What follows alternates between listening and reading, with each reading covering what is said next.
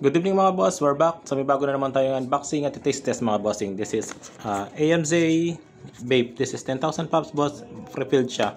Meron siyang device and meron siyang pads mga boss. 10,000 pops to bossing.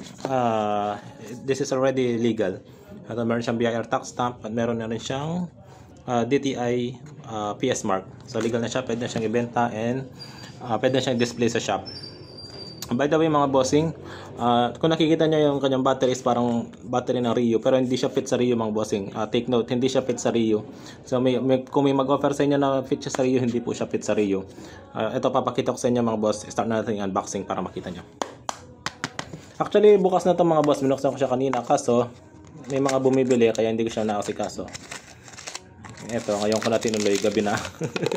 Ito siya mga bossing, ito yung kanyang itsura. See, ayan o. Kung titignan mo parang Rio talaga yung battery niya. Pero hindi siya fit mga bossing. Pero mas malaki ito sa Rio actually. Ito naman yung kanyang pads.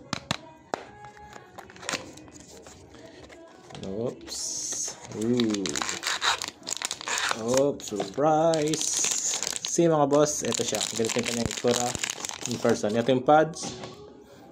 This is Blue Ice, blueberry siya mga boss. Ito yung kanyang battery. Ang paglagay is actually slide lang siya. Like that. Para malak siya. Ayan siya mga bossing. May animation pa siya mga boss. Ganda. Yung sa baba is battery indicator. Yung animation, hindi naman tadjust indicator. Ano lang siya. Parang animation talaga lang niya mga boss. Ito siya. And then meron siyang airflow sa baba. So pwede mo siyang adjust yung airflow niya. See? Nasa sayo na kung paano gustong kalakas boss. At ganyan kabuuan na tsura. Ganda.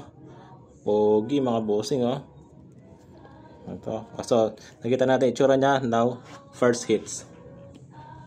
Ayan na.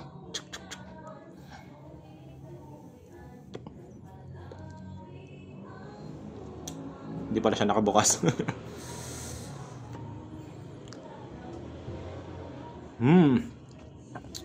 Ang sarap mga boss. Malasa siya mga boss. And this is around 80 to 90% yung kanyang lasa mga boss. Trust me. Around 80 to 90% kanyang lasa. Napakasarap niya mga bossing. Lasang-lasa mo talaga kanyang blueberry. Malakas yung gusto kanya mga boss. Nakahina lang yun ako. Tsaka ayoko masyado mag-hits. Masakit sa lalamunan. Trust me mga bossing. Malasa siya. Parang candy talaga siya. Ang lasa niya mga bossing. And then yung kanyang mentholated boss is around 70 to 80%. Menthol din siya. Pero take note mga boss. Kasi yung mga flavor depende sa flavor mga bossing. Yung pagka-menthol ng isang flavor. Minsan mas mama-menthol yung mga bubble gum, something like that.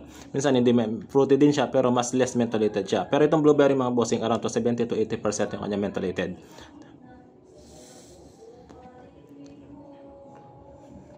Ang sarap mga bossing, napaka-forma pa niya oh. This is AMZ Vape. See? Oh, may animation pa siyang ganyan. Napaka-forma. Ang gwapo mga boss. That's it mga bossing. Thank you.